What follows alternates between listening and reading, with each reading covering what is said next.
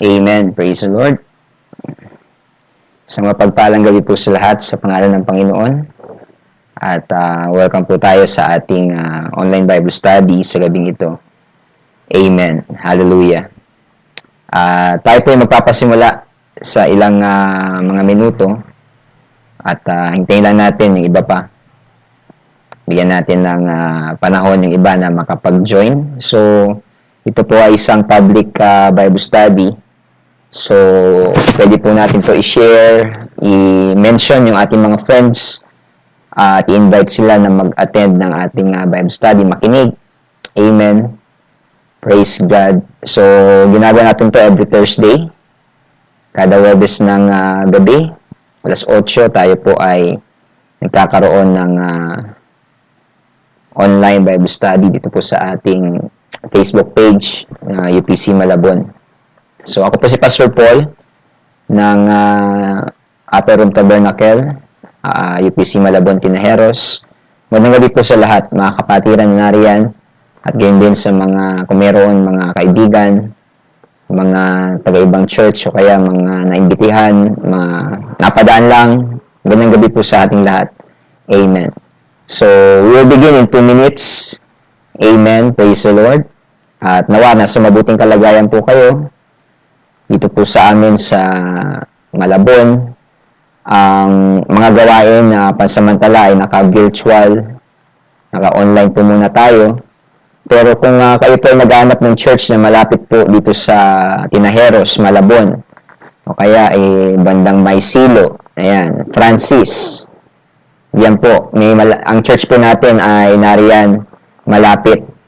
Kung dyan po kayo malapit, naghanap po kayo ng church, ang ating pong church dyan ay nasa number 11, Espiritu Street.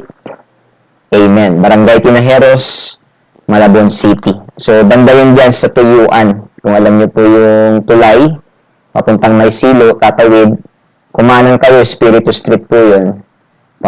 Sanchez Street, I mean. Pag dinodiretso po ninyo sa bandang kaliwa, nandun ang Espiritu Street. So, dyan po yung church natin. Kung kayo po ay naghahanap ng malapit na church at malapit kayo sa Tinajeros, dyan po ang ating church location. At meron tayong Facebook page. Ito pong UPC Malabon na Facebook page. Amen. At meron din tayong website, upcmalabon.wordpress.com. Amen. At kung kayo po ay mag-message sa ating messenger, sisikapin natin na kayo ay ma-replyan. Kung meron kayong mga prayer requests, pwede niyo po yung ipadala sa atin. At ang ating pong mga prayer warriors sa church ay papanalangin ang ating pong mga prayer requests. Amen. Kung gusto niyo mag-Bible study o kaya ay magpa-baptize, pwede niyo rin po kaming kontakin. Amen. Through our Facebook page. Amen. Praise God. So, sa di pagtatagal, mga kapatid, meron ng 8. Amen. Na naka-live. Magandang gabi po sa mga naka-live nandyan. Sister Sheila May from Malaysia.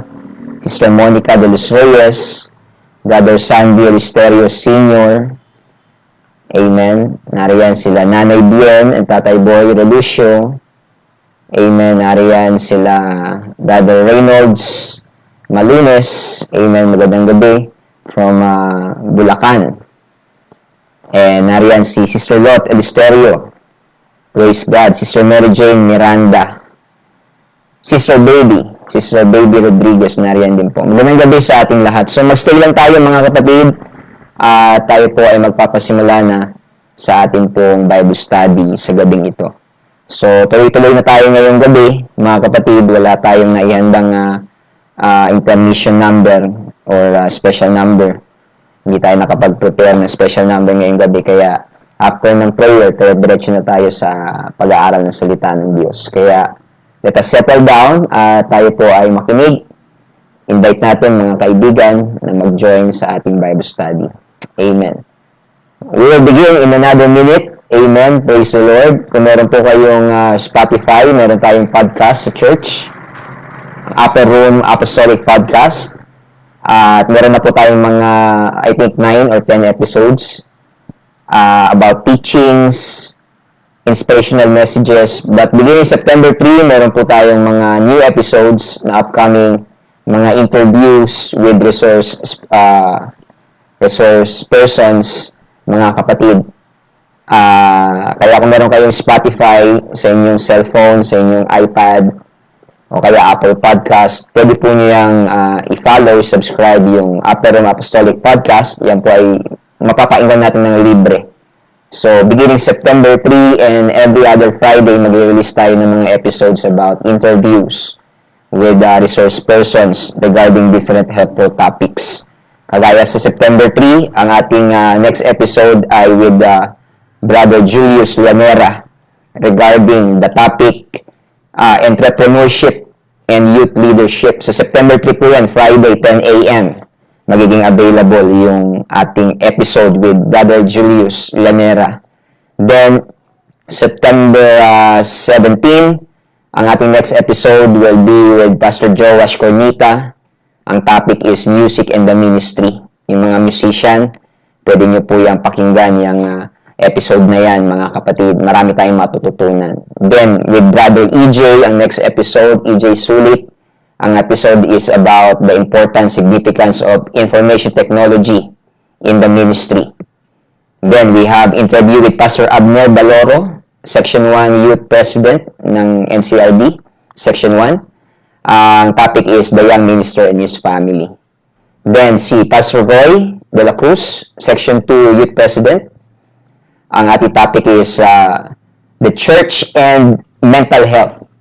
Then, ang pang-anim na episode, mga kapatid, is with Pastor Jeremiah Butalon, our missionary pastor to Kota Kinabalu, Malaysia. The topic will be about the doctrine, the oneness of God. So, kung meron kayong Spotify, i-search nyo na po, mag-subscribe tayo, mag-follow sa ating Upper Room Apostolic Podcast. Kung wala pa pong Spotify, pwede po kayo mag-download. Libre lang po yan, mga kapatid. Wala pong subscription fee na kinakailangan bayaran. Amen. So, parang radyo lang yan, mga kapatid, yung Spotify. Kahit may ginagawa kayo, pwede kayong makinig. Amen. Kahit on the go, nasa biyahe, pwede niyong pakinggan. Basta meron kayong internet. So, without further ado, mga kapatid, manalangin na tayo sa ating pagsisimula. Let us pray. Dumulog tayo sa Panginoon sa pananalangin. Dakila, mapagpalang Diyos, salamat po sa gabing ito.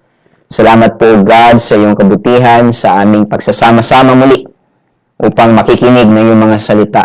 Kami po ay dumudulog po, Panginoon, sa iyo at humihingi ng gabay, ng pangunawa, ng anointing, ng paghuhugas, paglilinis sa aming mga puso. At ang iyo pong banal na salita, Panginoon, ay may pangaral sa aming kalagitnaan at maabot, Panginoon, ang mga tao na kinakailangan maabot ng mga salita mo. Mangusap ka, Panginoon, sa pamamagitan po ng iyong lingkod at gamitin mo po ang live broadcast na ito para po mangusap sa iyong mga anak. Marami pong salamat, Panginoon. Ito po ang aming samot dalangin. Dumidepende lamang kami sa iyo. Nagtitiwala kami sa iyo, Panginoon. This is our prayer. In Jesus' mighty name we pray. In Jesus' name.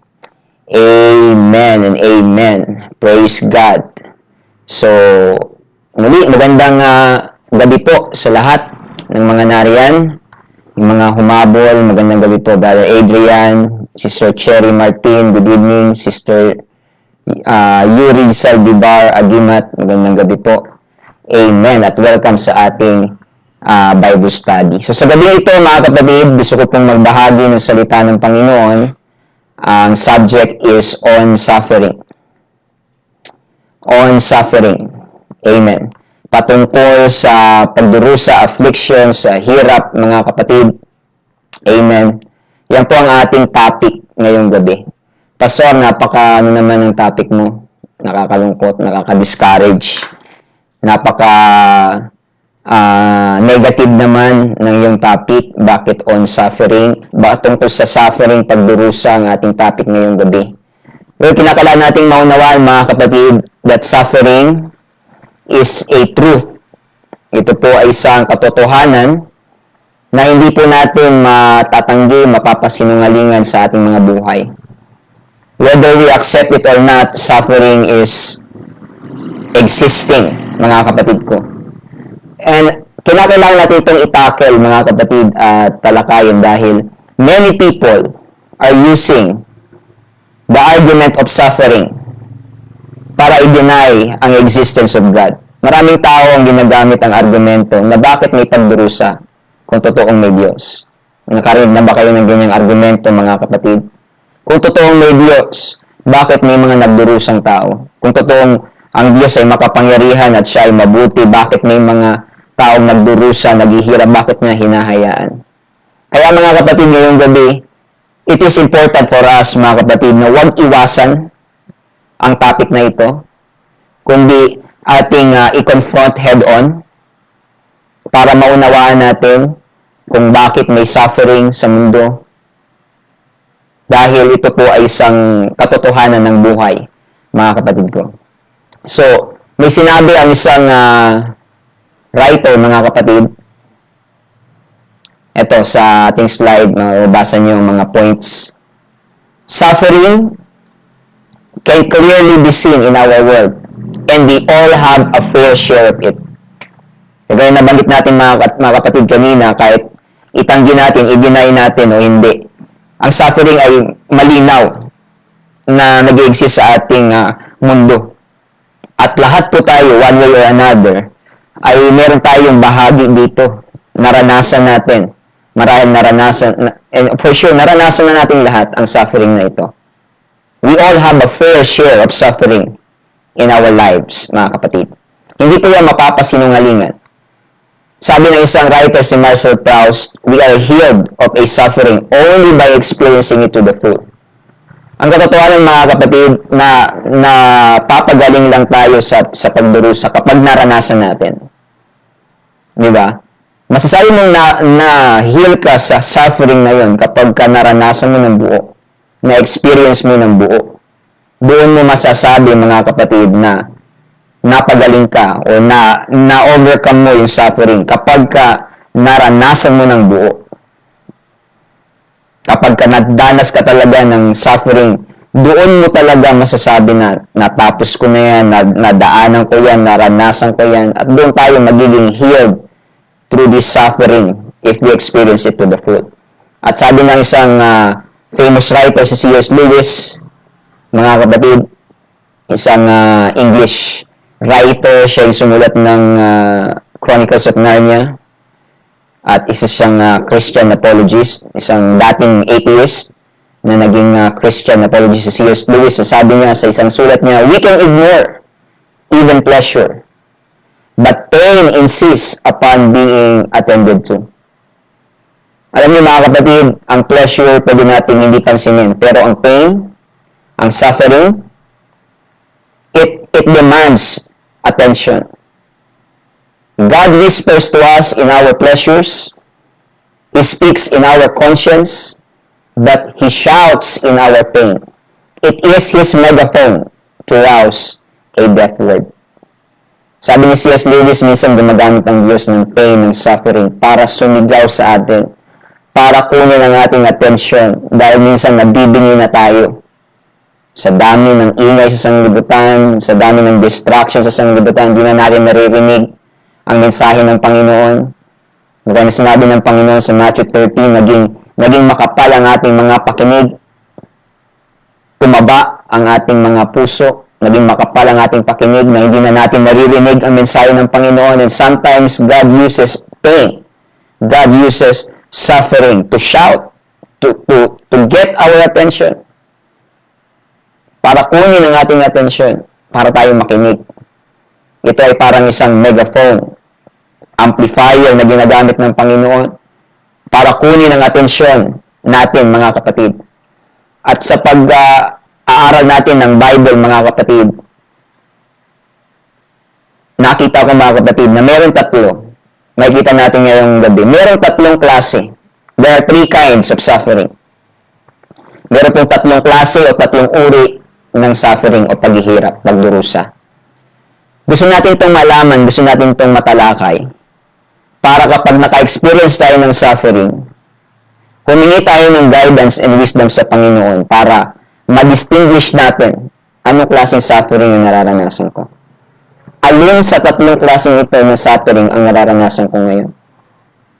Merong 3 kinds of suffering na kailangan natin maunawaan na kapag hindi natin na-distinguish kung ano ang ano, kung alin ang alin, mami-misunderstood natin, mami-misinterpret natin ang mga suffering na nakikita o nararanasan natin. At ang danger kapag ang suffering ay na-misunderstood, na-misinterpret, pwede po itong mag-lead sa kawalan ng pananampalataya sa Panginoon. Kapag nagdurusa ka and you don't know why, kapag dumadanas ka ng suffering and you don't have idea kung bakit ito nangyayari, kung anong klaseng suffering ito, nandyan mga kapatid ang tendency ng tao na mawalan ng pananampalataya sa Panginoon. Or maybe someday or one day, ang isang kaibigan mo ay lalapit sa iyo and he is suffering, she is suffering. May kaibigan kang lalapit sa iyo na merong dalamhati, may dinadanas na suffering sa buhay in any way.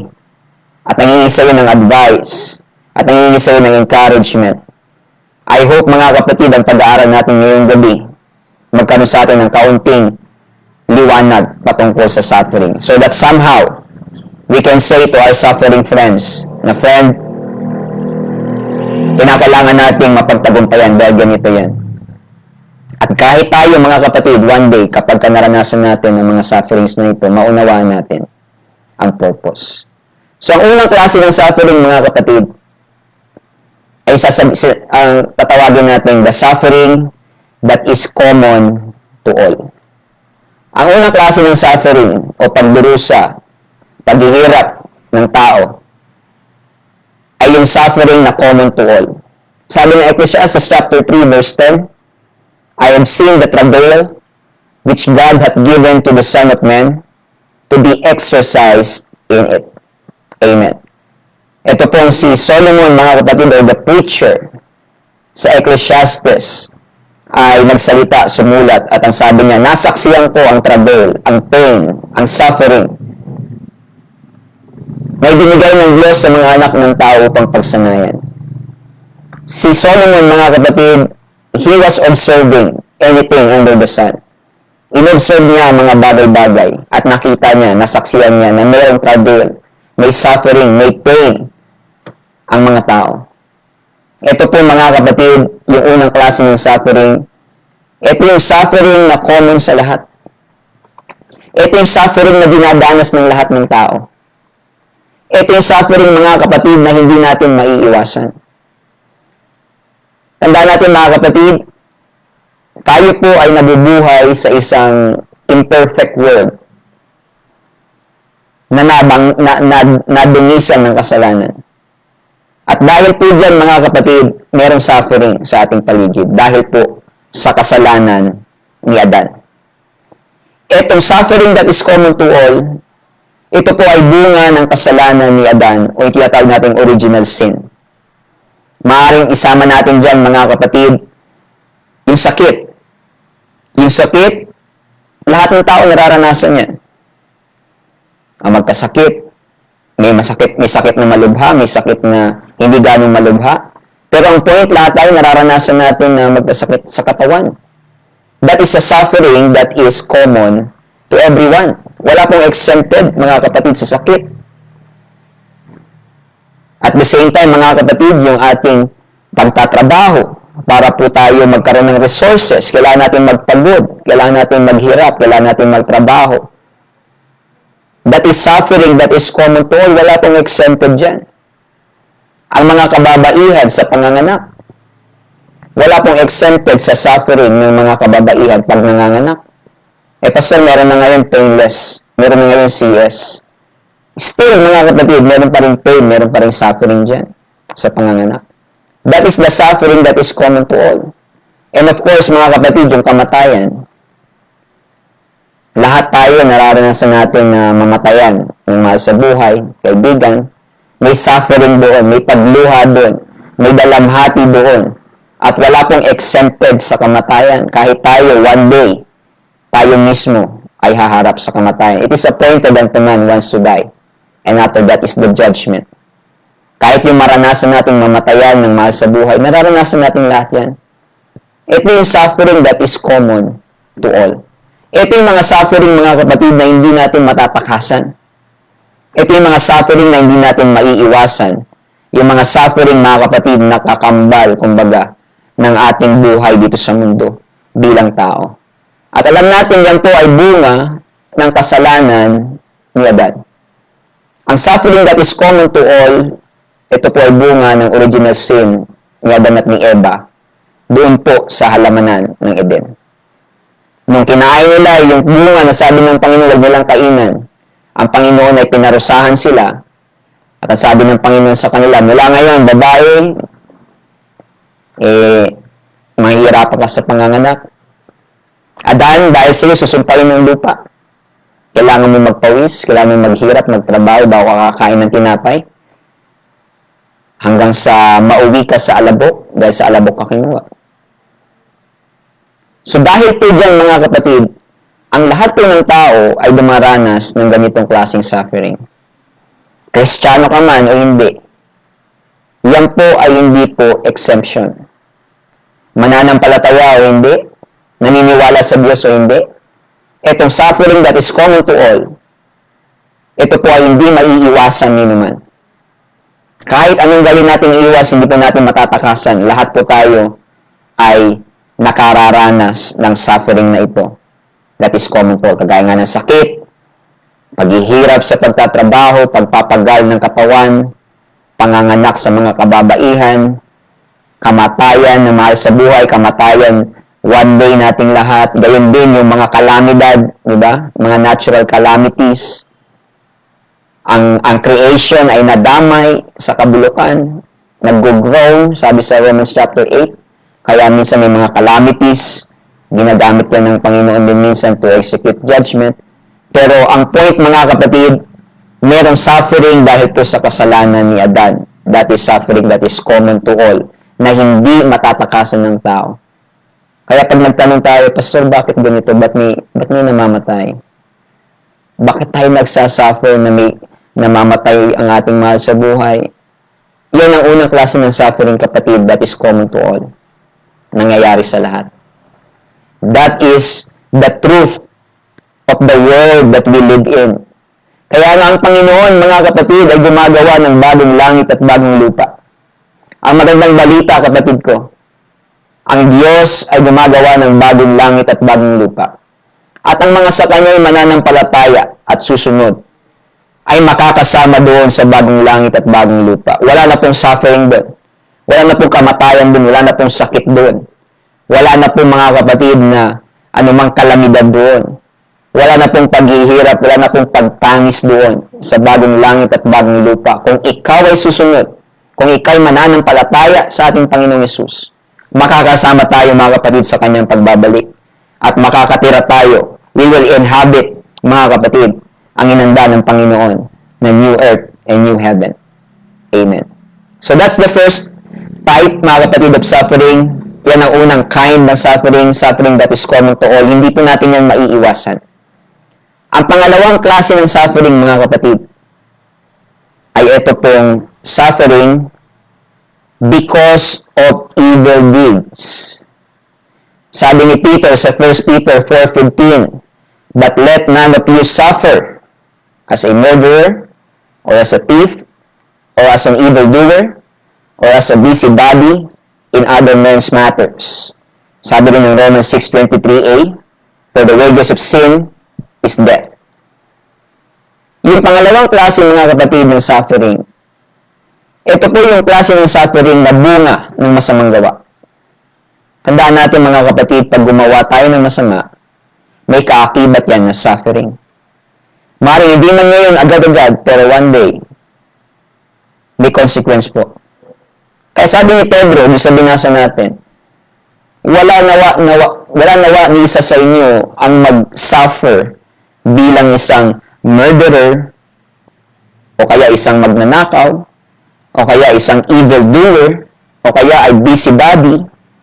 Yung busybody po yung mapakialam sa bagay ng iba. Busybody po ang tawag doon. So, merong suffering na bunga ng masama nating gawa. At ito yung klase ng suffering, mga kapatid, that is not necessary. Ito yung klase ng suffering na pwedeng iwasan at dapat iwasan. Yung unang klase ng suffering, mga kapatid, hindi po natin maiiwasan yun. That is common to everyone. Pero itong pangalawang klase ng suffering, mga kapatid, pwede itong iwasan at dapat natin itong iwasan. Kaya sabi dito ni Pedro, huwag tayong gumawa ng masama. Paano hindi tayo mag-suffer? Kapag tayo, halimbawa, naging thief, o naging murderer, naging evildoer, syempre makukulong ka. Nagsasuffer ka. Ito yung klase ng suffering na bunga ng ating masamang gawa. Pag nag-bisyo tayo, magsasuffer tayo yung katawan natin. Hindi yan common to all. Yan yung pangalawang klase ng suffering na pwedeng iwasan at dapat iwasan. It is not necessary for you to experience or for us to experience itong pangalawang klase ng suffering. Kung alam natin na ito'y kakapahamak, ikakapagdusa natin, mag-suffer tayo dito, huwag na natin gawin. Kaya sabi ni Pedro, huwag magnakaw, huwag maging murderer, huwag maging evildoer, huwag maging busybody because may suffering na kasama dyan. So kung yung unang suffering ay hindi maiwasan, yung pangalawa pwede po nating iwasan. Huwag tayong gumawa ng masama para hindi tayo mag-suffer. Huwag tayong gumawa, mga kapatid, ng ikakasuffer din natin sa bandang huli. Iwasan natin, mga kapatid ko. Yan po yung pangalawang klase ng suffering. Pwedeng iwasan. Sabi nga ng isang speaker, marami ng suffering sa mundo, sa buhay natin. Huwag na natin dagdagan. Pag may mga bagay na alam natin ikakapahamak, ikakasira, we will suffer in the end, we will suffer and our family will suffer, huwag na natin gawin. It is not necessary for us to experience it. Kapatid, hindi na kailangan na tayo ay makulong pa. Hindi na kinakailangan na tayo ay magkasakit pa dahil sa mga masasamang gawa. Hindi na dapat na tayo ay mapahamak pa dahil sa mga masasamang gawa. Iwasan na natin yung suffering na yan na dulot ng mga masasamang gawa. Pwedeng iwasan at dapat iwasan itong pangalawang klase ng suffering. At pati yung suffering, mga kapatid, na eternal. Yung eternal suffering, kasama po dyan. Yung sinabi, mga kapatid, sa Luke chapter 16, na dito sa Luke chapter 16, nababasa natin, in hell, he lift up his eyes being in torments, and seeth Abraham afar off, and Lazarus in his bosom. Luke chapter 16, verse 23. Yung mayaman, nung siya po ay namatay, siya po ay dinala doon sa Hades ng pagdurusa. He was in torment. That is suffering because of evil deeds. Hindi nagsisi ng kasalanan, hindi naglingkod sa Panginoon, hindi sumunod sa Ebanghelyo. Kaya po napunta siya doon. Pero ang magandang balita, kapatid, hindi mo kailangan magdusa. Hindi natin kinakailangan na mapunta doon sa Hades ng pagdurusa kagaya ng mayaman. Because although the wages of sin is death, the gift of God is eternal life through Christ Jesus, our Lord. You do not need to suffer because of your sin. You do not need to, hindi natin kinakailangan, mga kapatid, na dalhin ang ating kasalanan at magdusa tayo sa walang hanggang pagdurusa dahil sa kasalanan. Dumating ang Panginoong Hesus para iligtas tayo sa ating mga kasalanan. Kaya yung suffering, mga kapatid, because of evil deeds, iwasan na natin yan. Huwag na natin gawin yan kasi may suffering yan sa dulo. At yung mga kasalanan, mga kapatid, na nagawa natin, isisi na natin, ipagsisi na natin yan, mga kapatid, sa Panginoon. Sumunod na tayo sa Ebanghelyo. At ang mabuting balita, mga kapatid, hindi mo kinakailangan na bayaran na ang iyong kasalanan. Kung magsisi ka sa Panginoon, yung eternal suffering sa Hades ng pagdurusa ay hindi pupuntahan ng tao kung siya ay nagbalik loob sa Panginoon. Amen. So yan po mga kapatid, yung pangalawang klase ng suffering. Iwasan na natin yan. Iwasan mo ang hell, iwasan mo ang impyerno, iwasan natin ang Hades. Paano? Sumunod sa Panginoon. Magsisi ng kasalanan. Magpabautismo sa tubig sa pangalan ni Jesus. Tanggapin ang Espiritu Santo. Mamuhay na may kabanalan. We don't need, mga kapatid, to suffer because of the evil deeds or because of our sin. We don't need to suffer in hell one day because of our sin, because meron pong salvation. Meron pong kaligtasan. Namatay po ang Panginoong Jesucristo sa krus ng Kalbaryo. Amen. Hallelujah. So yan po ang mabuting balita. Yan po ang magandang balita. So yung una, hindi maiwasan, hindi matatakasan. Yung pangalawa, pwede mong takasan. Pwede mong iwasan. Paano? Huwag mong gawin. Paano kung nagawa na? Magsisi. Magbalik loob sa Panginoon. Magbago na ng buhay. Maglingkod na sa Panginoon. Pwedeng matakasan yung pangalawang, mga kapatid. Pwedeng maiwasan yung pangalawa. Ito yung mga kasalanan, ito yung mga evil deeds na pwede nating maiwasan. Sa mga magulang, sa mga ama, kung alam natin makakasira sa ating pamilya, huwag na natin gawin. Sa mga kabataan, alam mong makakasira sa iyong future, huwag mo nang gawin. Diba? Ito yung mga bagay na, mga suffering na pwede namang maiwasan, kaso minsan talaga nagagawa pa rin. Pero ang magandang balita, mga kapatid, napapaalalahanan tayo ng salita ng Diyos. Amen. So yan yung pangalawang suffering, mga kapatid, o pwedeng maiwasan. Yung pangatlo, mga kapatid, bako tayo sa pangatlo. Yung pangatlong suffering is yung suffering as a Christian. Yung unang suffering is suffering that is common to everyone. Lahat ng tao naranasan. Hindi maiiwasan yun. Yung pangalawa is suffering because of evil deeds. Mga suffering dahil sa maling gawa, masamang gawa, maling pamumuhay. O pwedeng iwasan. Dapat iwasan. Yung pangatlong suffering, mga kapatid, the suffering as a Christian. Sabi ni Peter sa sumunod na verse, 1 Peter 4:16, "Yet if any man suffer as a Christian, let him not be ashamed, but let him glorify God in this behalf." Kung ikaw daw ay nagsasuffer dahil sa iyong pananampalataya, bilang isang Kristiyano, wala kang dapat ikahiya. Bagkus dapat mong luwalhatian ng Diyos sa kalagayan na yan. Ang mga Kristiyano po, kagaya natin, ang mga mananampalataya, ay meron pong suffering na kinakailangan pagbanasan. At sabi ni Peter, mga kapatid, sa verse na binasa natin, kung ikaw man nagsasuffer as a Christian, do not be ashamed. Kung ikaw nape-persecute dahil sa iyong pananampalataya, do not be ashamed. Kung ikaw ay tinutuya dahil sa iyong pananampalataya, do not be ashamed. Wala kang dapat ikahiya. Hindi ka dapat ma-discourage kung ikaw man ay dumadanas ng paghihirap, ng suffering dahil sa pagiging Kristiyano. Hindi mo dapat ikahiya, bagkus luwalhatiin mo ang Diyos. Yan yung pangatlong klase ng suffering, mga kapatid. Sinabi ni Pedro sa verse 19, 1 Peter 4:19, "Wherefore, let them that suffer according to the will of God." Amen. Ayon sa kalooban ng Diyos. Ang sabi dyan. Merong suffering, mga kapatid, na ayon sa kalooban ng Diyos. Yung pangalawang suffering kanina, ayon sa ating maling gawa. Pero itong pangatlong suffering, mga kapatid, ito ay ayon sa kalooban ng Diyos. Nangyayari ito sa mga Christian.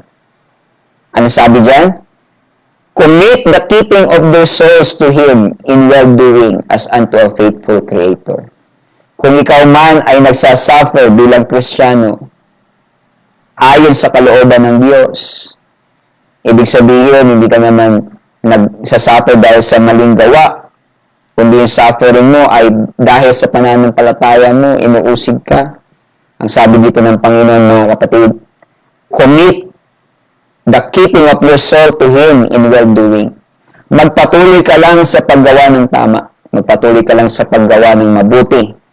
Pagpatuloy ka lang sa paglilingkod sa Panginoon at ipagkatiwala mo sa Kanya ang iyong buhay dahil siya po ay matapat nating manglilikha. Amen. So bilang mananampalataya, mga kapatid, although may suffering tayong dadanasin, ang paalala sa atin ng salita ng Panginoon, magpatuloy ka lang. Magpatuloy ka lang sa paglilingkod. Magpatuloy ka lang sa paggawa ng tama. Magpatuloy ka lang sa paggawa ng mabuti. At ipagkatiwala mo lang sa Diyos, amen, ang iyong buhay. Ipagkatiwala mo lang sa Diyos ang iyong kaligtasan. Amen. Yan po ang dapat gawin. Yung pangatlong klaseng ito, mga kapatid, ng suffering, yung suffering ng mga Kristiyano. Ito yung klase ng suffering na dapat natin yakapin. Dapat natin i-embrace.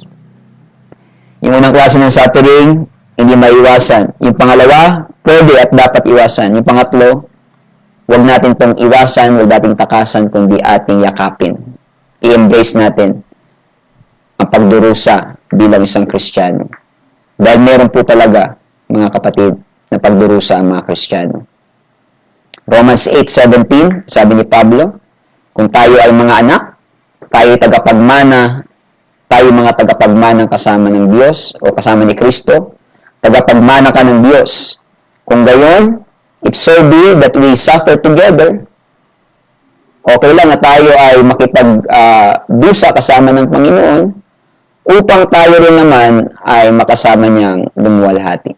We may be also glorified together. Amen. Yan po ang sabi sa Romans 8:17. Okay lang may pagdurusa ngayon, mga kapatid, dahil tagapagmana kang kasama ni Kristo. Makipagtiis ka ngang kasama niya upang lumuwalhati ka mang kasama niya. Kaya mga kapatid, makipagtiis lang ang magtiis hanggang sa wakas ay siyang maliligtas. May suffering as a Christian, pero meron pong glory. Amen. Sa pagbabalik ng Panginoon. Magtiis lang tayo, mga kapatid. Magpatuloy lang tayo, mga kapatid, sa paglilingkod sa Panginoon dahil kasama kang tagapagmana ni Kristo. Tagapagmana ka ng Diyos, kaya kung meron mang pagtitiis ngayon, okay lang dahil kasama ka rin sa kaluwalhatian, sa pagbabalik ng Panginoon, mga kapatid. Amen. Yan din ang sabi ni Pedro sa 1 Peter chapter 2 verse 20 to 21. For what glory is it to whom being for your thoughts is a perfect person. But if we are kapag take it patiently, magtiis ka lang, because this is acceptable with God. For even here tinawag tayo, mga kapatid, para magtiis ng mga paghihirap para kay Kristo. Because Christ also suffered for us, leaving us an example that we should follow His steps. Sinusunod lang natin, mga kapatid, ang yapak ng ating Panginoong Jesucristo, na nagbigay sa ating example na siya rin man ay nagtiis ng mga pagdurusa, paghihirap. Ang sabi rin, mga kapatid, dito sa 1 Peter chapter 3, verse 14, unang Pedro 3:14, but and if we suffer for righteousness' sake, happy are we. Be not afraid of their terror, neither be troubled. Kung tayo man daw, mga kapatid, ay magdusa, magsuffer dahil po sa katwiran, dahil po sa paglilingkod sa Panginoon, happy are you. Blessed are you. Be not afraid of their terror. Amen. Yan po ang sabi ng Panginoon. Huwag tayong matakot.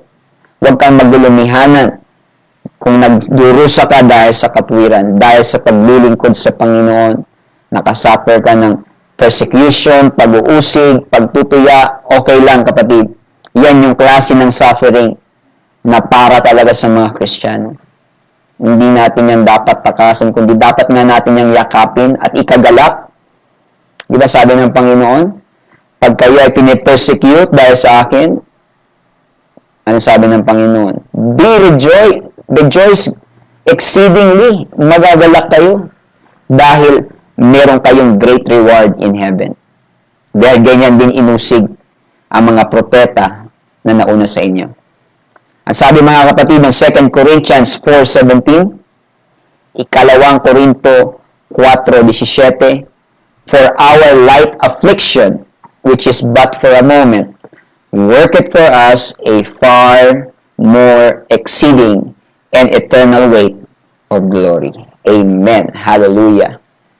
Ang mga affliction na nararanasan natin mga kapatid, ang sabi dito ni Pablo, magaan lang yan. Light lang yan. Sila Pablo nga mga kapatid hinampas, talagang kinulong, pinatay, mga kapatid, ano? Ang daming ginawa sa kanila, mga mahihirap, mga suffering na dinanas nila, mga kapatid ko. Pero sabi ni Pablo sa mga affliction na yan, light lang yan. Magaang yan. Bakit?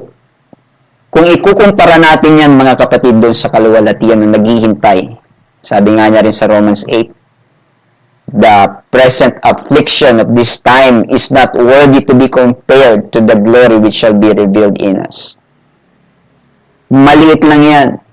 Magaang lang yan, mga kapatid. Bakit? May naghihintay, mga kapatid, na kaluwalhatian. Yung mga light affliction, it is but for a moment. Matatapos din, mga kapatid, ang mga persecution. Matatapos din ang mga affliction, ang suffering ng isang Christian.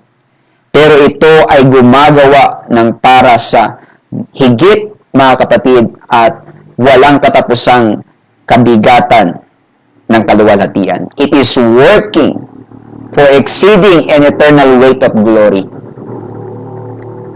Sa pagsasuffer natin bilang Christian, nagwo-work ito ng mas dakilang glory, reward, mga kapatid, na naghihintay para sa mga mananampalataya. So yan po ang suffering ng mga Kristiyano. Kaya nga mga kapatid, sa ating pagtatapos ngayong Bible study natin ngayong gabi, kinakailangan maunawaan natin kung tayo man ay dumadanas o tayo man ay dadanas ng anumang klaseng suffering in the future or in the past, mga bagay na hindi pa natin maunawaan kung bakit nangyari, timbangin natin, ano ba yung suffering na naranasan natin?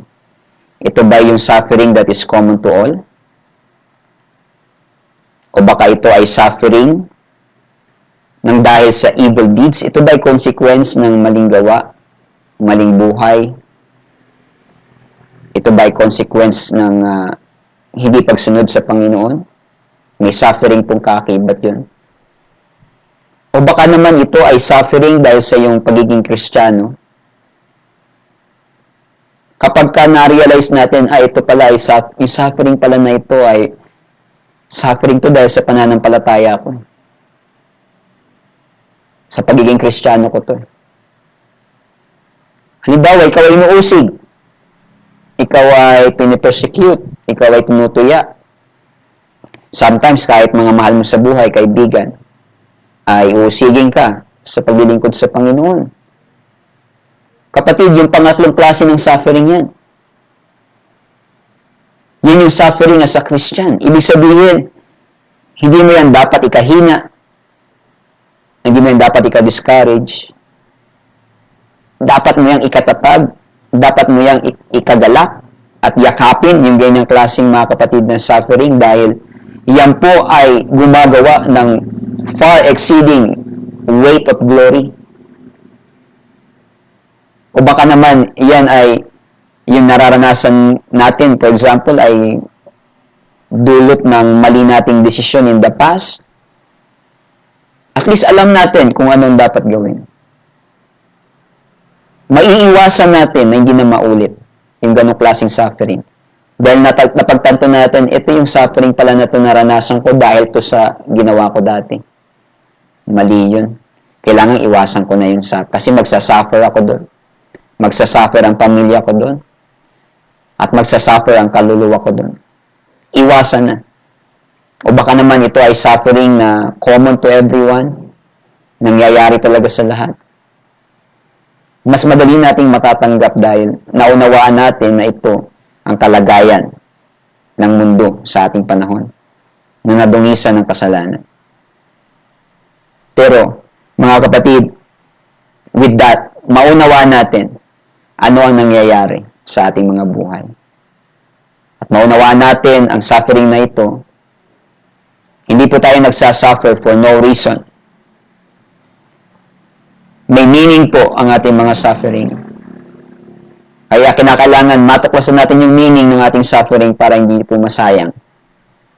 Bagkus sa bawat pagsubok, sa bawat pagdurusa, sa bawat paghihirap na ating dadaanan, lalo tayong tatatag. At lalong titibay ang pananampalataya natin sa Panginoon. Lalo tayong magtitiwala sa Diyos. At lalo tayong aasa sa Kanya. Na ang Panginoon, mga kapatid, ay malapit nang magbabalik kung saan tatapusin niya lahat ang mga kapigatiyang ito. Lahat ng klase ng suffering, mga kapatid, tatapusin na yan ng Panginoon sa Kanyang pagbabalik. Yung suffering that is common to all, yung suffering because of evil deeds, mga kapatid, itatapon niya na doon sa eternal suffering. Pati yung suffering, mga kapatid, ng mga Kristiyano. Sa pagbabalik ng Panginoon, sabi ng 2 Tesalonica 1:7-8, sa pagbabalik niya, kayong mga pinighati ay kasama naming pagpapahingahin. Bibigyan ng kapahingahan ng Panginoon ang mga pinighati, ang mga nag-suffer. At yun din, maghihiganti siya sa mga hindi nagsikilala sa Diyos at hindi nagsiganap sa Ebanghelyo. So mga kapatid, kung tayo man ay magsasuffer, suffer for Christ. Mag-suffer tayo para sa pananampalataya. At yung suffering na dulot ng kasalanan, iwasan natin. Takasan natin. At ito po ay ating isuko sa Panginoon para yung eternal suffering ay hindi natin mapuntahan, maranasan. Bagkus, bibigyan tayo ng Panginoon ng buhay na walang hanggan. Sa pagbabalik ng Panginoon, wala na pong pagtangis, wala na pagluha. Wala na pong sakit, wala nang crisis, wala nang takot, wala nang anxiety sa pagbabalik ng Panginoon, mga kapatid. Matatapos ang lahat ng suffering. Pero, in the meantime, na tayo naghihintay, anumang suffering ang ating dadanasin, tumingin tayo sa Panginoon, magtiwala tayo sa Kanya. Looking for the blessed hope, the glorious appearing of our great God and Savior, Jesus Christ. Tumingin tayo doon sa ating maluwalhating pag-asa, ang pagpapahayag, ang pagpapakita ng ating Panginoon, na dakilang Diyos sa tagapagligtas, ang Panginoong Jesucristo. Amen. Manalangin tayo, mga kapatid, sa ating pagtatapos. Let us pray. Dakila at mapagpalang Diyos, salamat po sa gabing ito, sa aming Bible study. Natunghayan namin na iba-iba pala ang mga suffering sa buhay. May suffering pala na common sa lahat, nangyayari sa lahat.